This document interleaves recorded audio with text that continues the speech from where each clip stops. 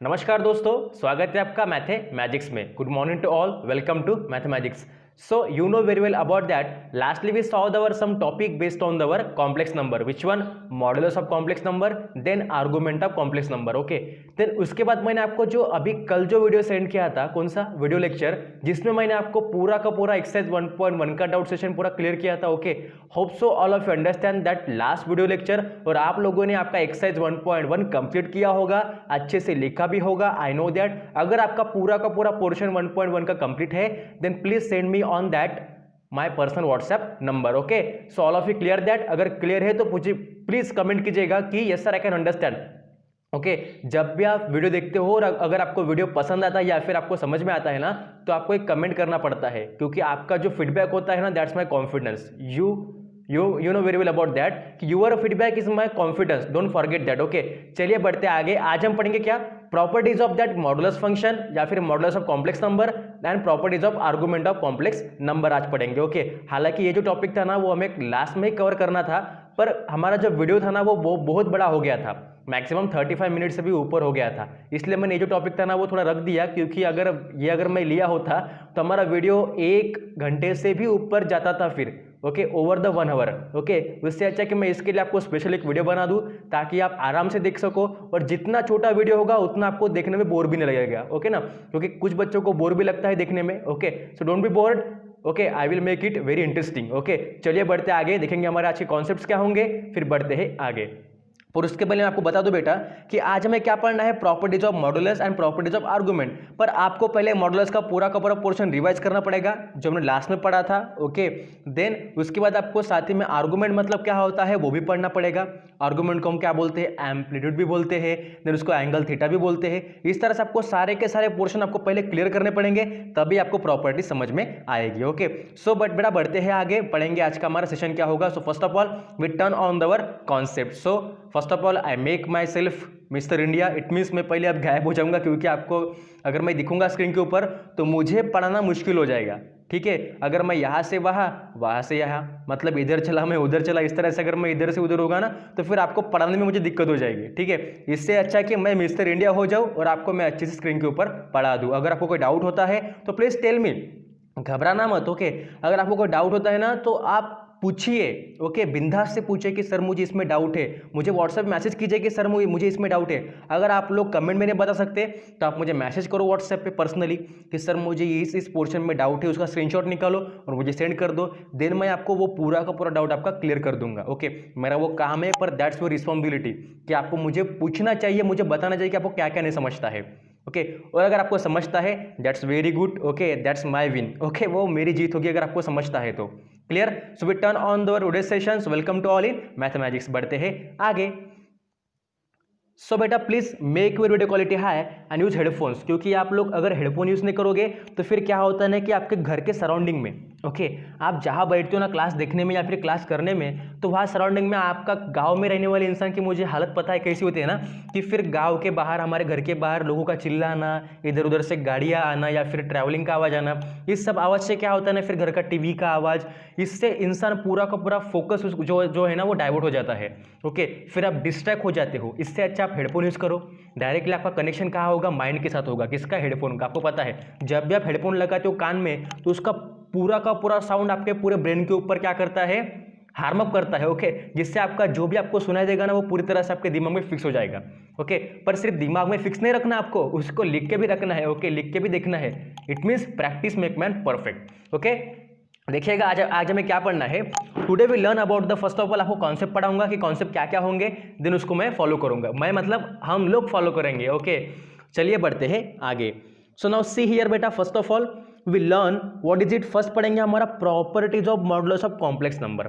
Okay, आपको मैंने modulus पढ़ाया था ना बेसिक में, देन मैंने आपको मॉडुलस ऑफ कॉम्प्लेक्स नंबर पढ़ाया था लास्ट में। ओके, देन आज हम क्या पढ़ेंगे कि properties of modulus of complex number. Okay, हालांकि देखा जाए तो ये वाला पोर्शन हमारा होना चाहिए था हमारे लास्ट वीडियो लेक्चर में, जब मैंने आपको मॉडुलस और आर्गुमेंट पढ़ाया था। पर क्या हुआ था ना, वो जो हमारा वीडियो था ना वो ओवर द 35 मिनट हो गया था। ओके, मतलब वो बहुत बड़ा वीडियो हो गया था। इससे अच्छा मैंने क्या सोचा कि वीडियो अगर और ज़्यादा बड़ा अगर होगा वो वाला, तो फिर आप देखने में बोर लगता है, ओके ना, फिर आपको भी बोर लगता है देखने में। इससे अच्छा मैं इस टॉपिक को थोड़ा साइड में रख दूं और इसके लिए एक स्पेशल वीडियो बना दूं। क्लियर? चलिए बढ़ते हैं नेक्स्ट। ओके, नाउ आपको क्या देखना बेटा, आज will learn about the properties of modulus of complex number, कि इस मॉडुलस ऑफ कॉम्प्लेक्स नंबर भाई साहब के पास कितनी प्रॉपर्टी होगी। इसके पास घर है क्या, इसके पास खेती है क्या, इसके पास गाड़ियां है क्या। ओके, इस तरह की प्रॉपर्टी जो हर एक इंसान के पास होती है ना, तो फिर इस मॉडुलस ऑफ कॉम्प्लेक्स नंबर के पास कौन सी प्रॉपर्टी होगी जिसको हमें पढ़ना है। ओके, जिसको हमें डिस्ट्रीब्यूट करना है। अगर आप देखोगे तो अगर एक घर में अगर दो भाई होंगे ना, दो भाई अगर समझदार है तो दो भाई आपस में क्या करते हैं, कोऑर्डिनेशन करते हैं कि हम कभी भी हमारे जो प्रॉपर्टी उसको हम डिस्ट्रीब्यूट नहीं करेंगे, उसको साथ ही में क्या करेंगे, उसको और उसमें इंक्रीमेंट करेंगे। पर आज का जो युग है ना, आज की जो जनरेशन है ना, तो आज के जनरेशन में क्या होता है कि अगर आपके पास थोड़ी भी प्रॉपर्टी हो ना, तो उसमें आप लोग है ना डिस्ट्रीब्यूट कर देते हो। ओके, ऐसा नहीं करना आपको। ओके, उससे क्या होता है कि हर एक रिलेशन जो है ना वो बहुत तरह से बैड इंपैक्ट में चला जाता है। ओके, वो चलिए हो गया, अब आपका ह्यूमन लाइफ का एक एग्जाम्पल था। पर हमें क्या पढ़ना है, हमें मैथमेटिक्स में वो प्रॉपर्टीज पढ़नी है, किसकी, मॉडुलस ऑफ कॉम्प्लेक्स नंबर की। तो कॉम्प्लेक्स नंबर है आपको पता है क्या होता है कि जिसके पास एक रियल पार्ट होता है और एक इमेजिनरी पार्ट होता है, बराबर।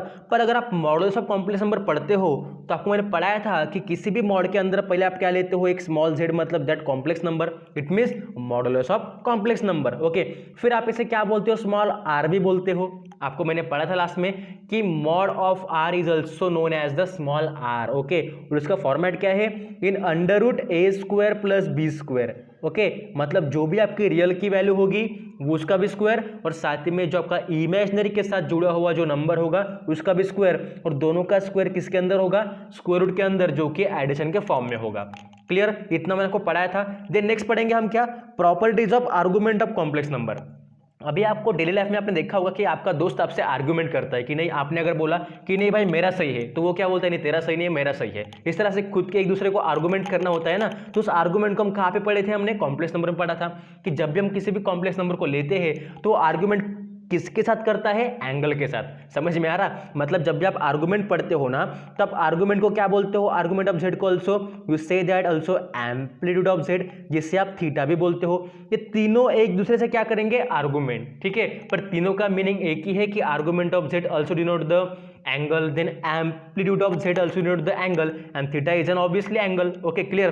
Now हम देखेंगे आर्गुमेंट के भी पास क्या क्या प्रॉपर्टीज होंगी, वो भी हम आज डिस्कस करेंगे। ओके, चलिए बढ़ते हैं आगे। सो first of all see the properties of modulus of complex number. Okay, पहले हम देखेंगे कि इस मॉडुलस ऑफ कॉम्प्लेक्स नंबर भाई साहब के पास कितनी सारी प्रॉपर्टी है और हम इसे पढ़ने के लिए क्या क्या कर सकते हैं। Okay, first of all you see here, if z1 z2 z3 are three brothers. Okay, तीनों क्या है, भाई है, पर तीनों के तीनों क्या है, कॉम्प्लेक्स नंबर भी है। समझे ना आप लोग? कभी भी देखो मैं आपको पढ़ाता हूँ ना, तो मैं ज़्यादा से ज़्यादा भाई है, बहन है, ऐसे वैसे वर्ड यूज़ करता हूँ। वैसे मैं वर्ड क्यों यूज़ करता हूँ, क्योंकि क्या होता है ना कि अभी अगर आप मैथ्स पढ़ रहे हैं ना, तो मैथ्स में जब तक आप डेली लाइफ का अगर एग्जाम्पल ले लोगे ना, तब तक आपको मैथ्स पूरी तरह से आपके दिमाग में फिक्स नहीं होगा। ओके, पढ़ाने वाला इंसान तो कैसे भी पढ़ा सकता है, अगर मैं चाहूँ तो आपको फिलहाल ऐसे पढ़ के बता सकता हूँ, पर क्या है ना, उतना फिर आपको इंटरेस्ट नहीं आएगा। कभी भी किसी भी चीज़ को आप खुद के हिसाब से पढ़ो ना, उसमें खुद को क्या करो, इन्वॉल्व कर दो, ताकि आप उस चीज़ को खुद से फाइंड आउट कर सको। समझ में आ रहा? See here, if z1 z2 z3 are the complex numbers, then first of all you have to given the first property। ठीक है, अभी मॉडुलस ऑफ कॉम्प्लेक्स नंबर के पास जो फर्स्ट प्रॉपर्टी है वो कौन सी देखिए, that's what modulus of complex number z। Okay, मतलब कॉम्प्लेक्स नंबर का यहाँ पे मॉडुलस की वन है, अगर वो जीरो होगा then this implies that z equals to zero. इतना तो ईजी है ना, आपको पता है। देख मैं यहाँ पे लिखता हूँ वन बाय वन। ओके, अगर आपका फर्स्ट क्या बोलता है, अगर मॉड ऑफ z अगर जीरो है तो ऑब्वियसली आप लोग बोल सकते हो, okay, if and only if you say that, क्या बोल सकते हो बेटा, सी हियर मैं पे लिखता हूँ, if and only if you say that z also equal to what, zero. अगर z इक्वल टू जीरो होगा तो उनका मॉड भी जीरो ही होगा ना, इतना इजी है। देन देखिए यहाँ पे क्या गिवन है, then that is real part of z equals to imaginary part of z equal to zero. मतलब अगर देखिए, अगर आप यहाँ पे देखना चाहो देख सकते हो कि अगर सिंपल किसी भी पूरे के पूरे कॉम्प्लेक्स नंबर का अगर मॉड आपका अगर जीरो आता है, समझ में आ रहा है आपको? इस तरह से अगर आपको एग्जाम्पल ले लो, अगर आप लोगे mod of a plus i b, अगर आपका जीरो होगा, इसका मतलब क्या है कि जो ए प्लस आई बी का जो रियल पार्ट है, मतलब ए बी क्या होगा, जीरो होगा, और साथ ही में आपका बी भी क्या होगा, जीरो होगा। क्लियर है, सबको समझ में आ गया? That means what, if mod of z equals to zero, it means if and only if z equals to 0, that is real part of z and also imaginary part of z both get the 0. Clear? Now see the second property for your modulus of complex number, that says you if modulus of z equals to mod of minus z. Okay अगर आप mod of z को अगर आप mod of minus z अगर लिखोगे तो आप उसे क्या बोल सकते हो, उससे आप मॉड ऑफ z बार भी बोल सकते हो, या फिर आप उसे मॉड ऑफ माइनस z बार भी बोल सकते हो। क्लियर? मतलब देखिए, अगर आप क्या देखोगे सेकंड प्रॉपर्टी में, तो आपको देखने को मिलेगा कि अगर आप सेकंड में क्या बोलते हो, इस मॉड ऑफ z को, ओके इस मॉड ऑफ z को अगर आप मॉड ऑफ माइनस z बोलते हो, तो आप लोग इसे मॉड ऑफ माइनस z बार भी बोल सकते हो, और साथ ही में आप इसे मॉड ऑफ z बार भी बोल सकते हो। ओके चारों के चारों आपस में इक्वल ही होते हैं, इसमें कोई दिक्कत वाली बात नहीं है। क्यों इक्वल होते हैं? देखिए आप लोग, अगर आप इस माइनस ऑफ कॉम्प्लेक्स नंबर को अगर मॉड के बाहर निकालोगे तो ये प्लस ही होगा, बराबर। देन इस माइनस ऑफ मॉड बार जो कॉन्जुगेट ऑफ कॉम्प्लेक्स नंबर है ना, इसको भी आप अगर बाहर लोगे तो ये भी आपका जेड ही होगा कॉमनली, और या फिर आप इस बार ऑफ जेड को भी अगर बाहर निकालोगे मॉड के, ये भी आपका जेड होगा, और ये वाला जेड आपका एज इट इज। जब चारों की वैल्यू एक ही आएगी तो ऑब्वियसली चारों आपस में इक्वल ही होंगे, इतना तो इजी है ना। अगर चारों की वैल्यू अगर एक ही निकलती है, मतलब सिंपल कॉम्प्लेक्स नंबर, तो वो चारों आपस में इक्वल ही होंगे ना। It means what, that mod of z equals to minus mod of minus z equals to mod of z bar. It means the conjugate of complex number, जिसे आप conjugate बोलते हो ना, अगर z के ऊपर अगर बार रहा तो okay, then mod of minus z conjugate मतलब z bar, that all are the equal to each other. Clear? Now see the third property.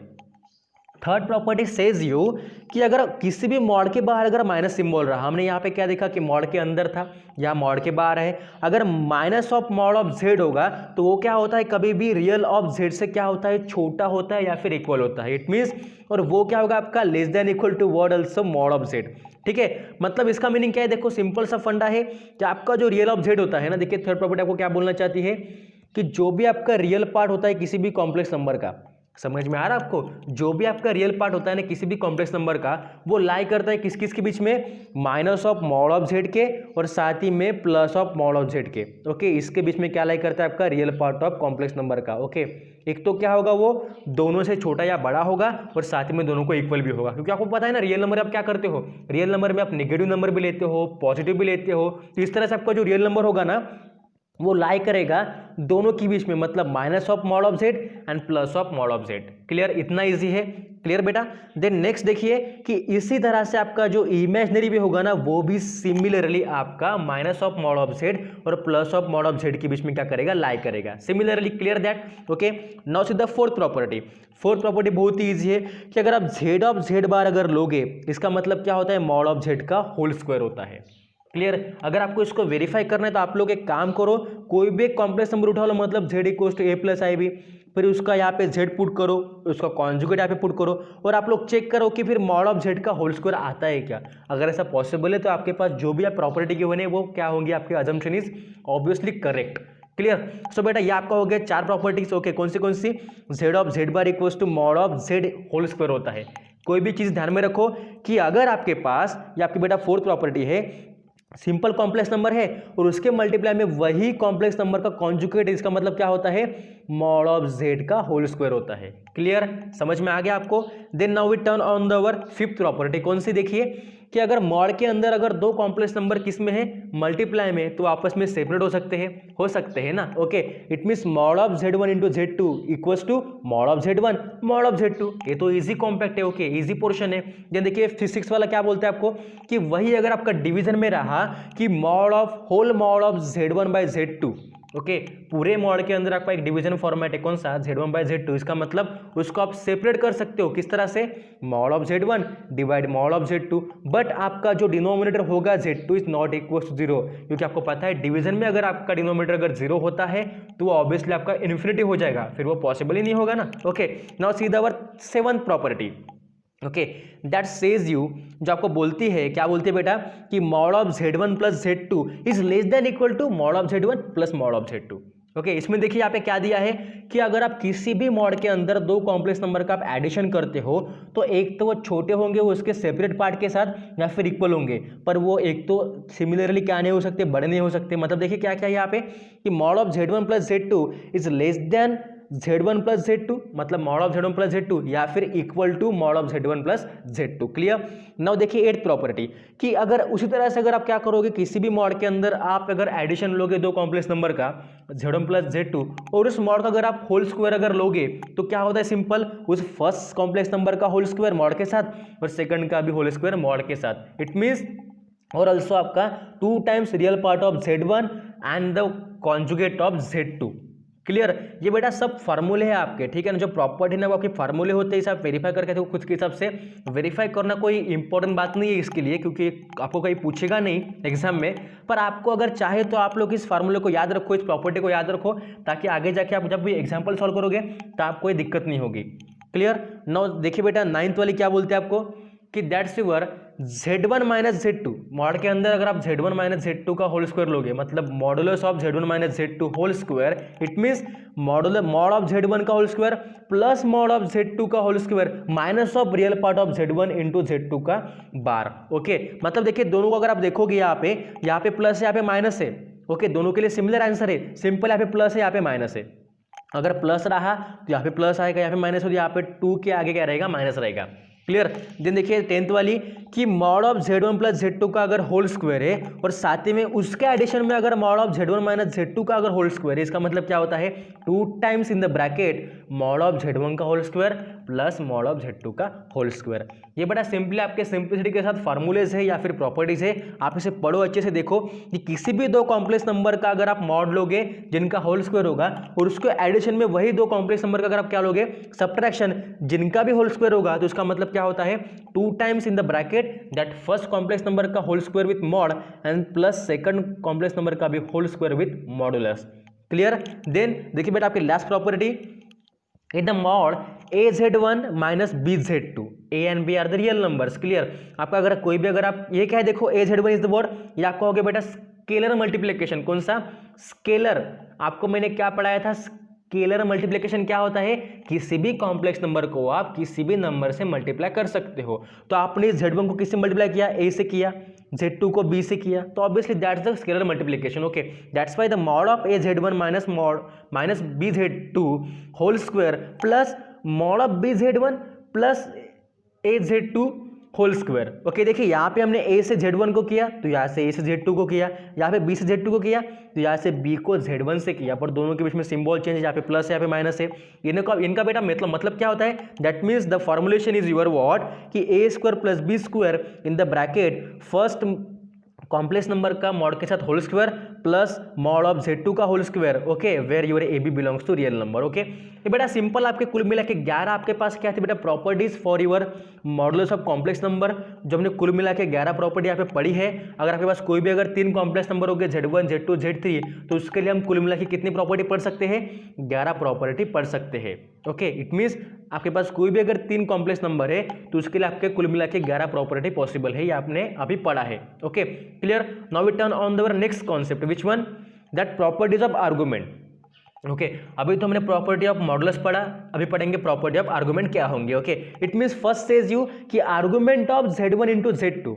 Okay argument of Z1 into Z2 मतलब दो complex number आपस में किस में है, multiplication में। इसका मतलब that argument of Z1 plus argument of Z2। ये बेटा हमने कहाँ पढ़ा था, लॉग में। आपने लॉग में पढ़ा होगा, लॉग में क्या पढ़ा आपने, आपको मैंने जब लॉग पढ़ा तो लॉग मैंने आपको पढ़ाया था कि कोई भी अगर इस तरह से रहा कि log of A into B मतलब क्या होता है, that log A plus log B बराबर। उसी सेम फंडा से यहाँ पे देखो कि अगर आर्गुमेंट ऑफ अगर आपका Z1 इंटू Z2 है, इसका मतलब that argument of Z1 plus argument of Z2 होगा।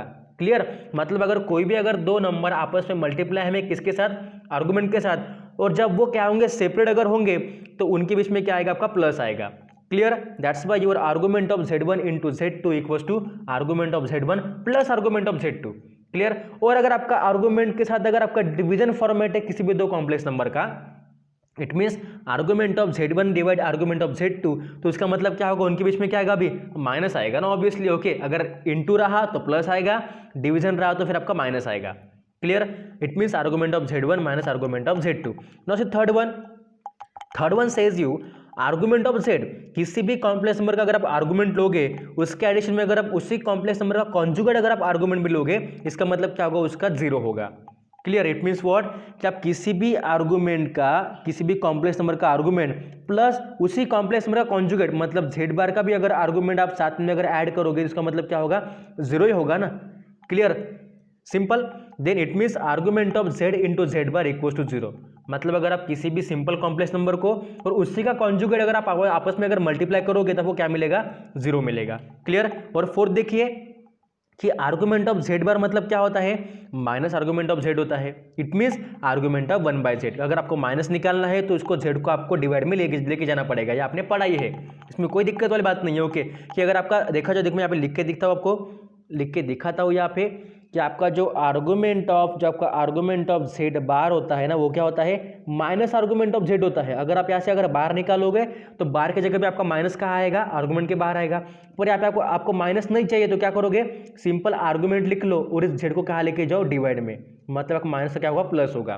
क्लियर. इस तरह से बेटा आपकी ये प्रॉपर्टी कितनी है, ये आपकी प्रॉपर्टी नंबर 4 है. Okay, now say the last property which one, कि if argument of Z equals 0, अगर कोई भी अगर आपका आर्गुमेंट कॉम्प्लेक्स नंबर का अगर 0 होता है तो ऑब्वियसली आपका कॉम्प्लेक्स नंबर क्या होगा, वो रियल ही होगा. ओके, क्योंकि किसी भी रियल कॉम्प्लेक्स नंबर का ही आपका आर्गुमेंट क्या होगा, 0 होगा. ये आपको ध्यान में रखना है. Okay, clear. Now we have to one example for that. एक मैंने एग्जांपल लिया है, देखा जाए तो वो प्रॉपर्टी के ऊपर नहीं है, फिर भी वो Z बार, Z और माइनस Z बार के ऊपर बिलोंग करते हैं, इसलिए मैंने यहाँ पे एग्जाम्पल ले लिया है. आप इसे समझिएगा, अच्छे से लिखिएगा, क्योंकि हमने ये पोर्शन पढ़ा है. Clear.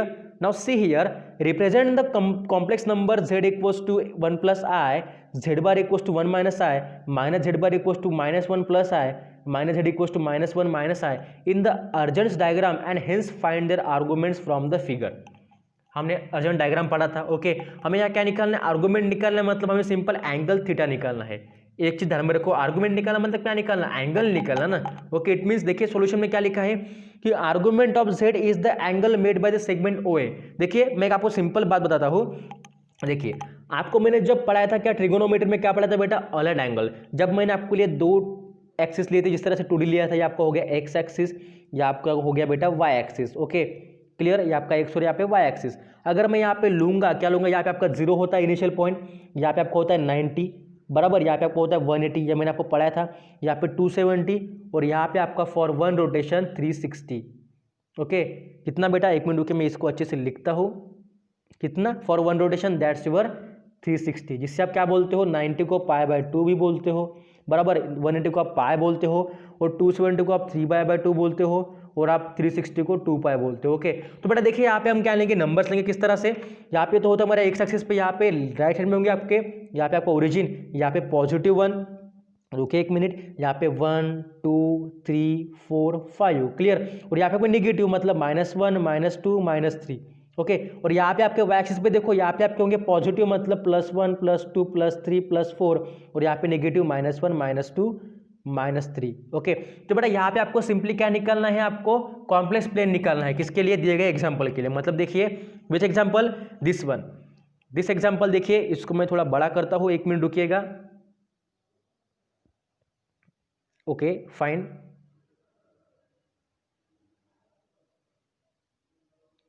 Okay okay, so now see here बेटा, यहाँ पे देखिए कि आपका आर्गुमेंट ऑफ Z क्या होता है, आपका angle made by the segment OA with positive direction of x axis. देखिए हम क्या करेंगे पहले, कि जो भी आपके पास कॉम्प्लेक्स नंबर गिवन है, Z bar, then -Z bar, then minus of Z, इन सभी के आप क्या निकालेंगे, पहले ऑर्डर पेयर निकालोगे. आपको मैंने पढ़ाया था किसमें, अर्जेंट डायग्राम का काम ही वही है ना, कि कॉम्प्लेक्स को ऑर्डर में करना और ऑर्डर को कॉम्प्लेक्स में करना. तो आपको पता है 1 + i का क्या होगा, आपका 1 + i is nothing but the 1, बराबर. Then 1 - i is what, 1 - i करोगे तो क्या होगा, वो आपका 1 - 1 बराबर. अगर आप लोग करोगे -1 + i तो वो क्या होगा आपका, what is it, that's your -1 + 1. Okay, और आपका लास्ट कौन सा बेटा, -1 - i, तो इसका मतलब क्या होता है, -1 - i इज व्हाट, सॉरी एक मिनट रुकिए, -1 - i is the your what, order में क्या होगा आपका -1 - 1. ओके, तो बेटा ये सारे के सारे आपको ऑर्डर पेयर को कहाँ पे दिखाना है, इस निकाले गए किसमें बेटा, इस निकाले गए आपके 2D फंक्शन में। ओके, तो दिखाइए आप लोग पहले क्या होगे, देखो आपका पहला आपका क्या बेटा, first of all you have to denote the which one, first आप क्या दिखाओगे 1 1, तो 1 1 कहाँ दिखाओगे, देखिए 1 1 कहाँ होता है आपका, कहाँ होता है 1 1 दोनों पॉजिटिव है, इसलिए वो कहाँ पे होंगे दोनों, फर्स्ट आपका होगा एक्स पे, सेकंड आपका वाई पे, मतलब यहाँ पे होगा आपका 1 1, क्लियर, यहाँ पे आपका 1 1 होगा, क्लियर। ये सेकंड देखिए बेटा, सेकंड क्या आपका, सेकंड आपका है 1 -1, तो वो कहाँ पे होगा आपका, यहाँ पे देखो, यहाँ पे 1 है और यहाँ पे -1 है। ओके, एक्स का 1 और वाई का -1, समझ में आ रहा को मैं क्या बोल रहा हूँ, एक्स का 1 और वाई का -1 यहाँ पे होगा ना वो, क्लियरली। ओके, देन थर्ड देखिए, थर्ड आपके पास है, third one is your -1 1। Okay, मतलब वो कहाँ पे देखो, -1 तो आपका एक्स का होगा, तो यहाँ पे -1 है और वाई का आपका +1, क्लियर। आपको पॉइंट में कैसे ले रहा हूँ वो समझ में तो आ ही रहा होगा ना, क्योंकि हमने पढ़ा है। Okay, now last one is what your point, -1 तो वो कहाँ पे आएगा, देखिए -1 आपका आता है बेटा यहाँ पे, कहाँ पे, दैट्स योर यहाँ पे, क्लियर।